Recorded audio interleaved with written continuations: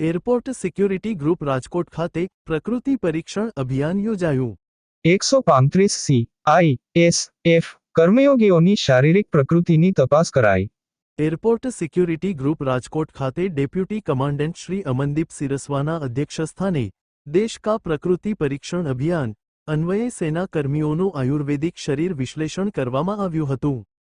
ભારત સરકારના આયુષ મંત્રાલય દ્વારા जुड़िए देश के प्रकृति परीक्षण अभियान से एक कदम स्वस्थ भारत की ओर थीम अन्वये देश का प्रकृति परीक्षण अभियान शुरू करवामां आव्युं छे, जे आयुर्वेदने प्रोत्साहन आपवा अने व्यक्तिगत आयुर्वेदिक प्रकृतिने समजवा पर ध्यान केंद्रित करे छे।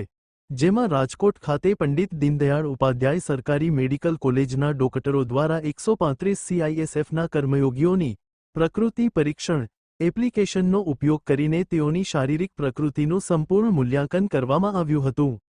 આ તકે પંડિત દીનદયાળ ઉપાધ્યાય સરકારી મેડિકલ કોલેજના મેડિકલ ઓફિસર ડો. રાજેશ ગઢિયા, ડો. મલય પાઠક, ડો. ઇમ્તિયાઝ શેખ, ડો. સમીર ગઢિયા અને શ્રી ઉર્મિલાબેન ગોરિયા અને અન્ય સ્ટાફ ઉપસ્થિત રહ્યો હતો।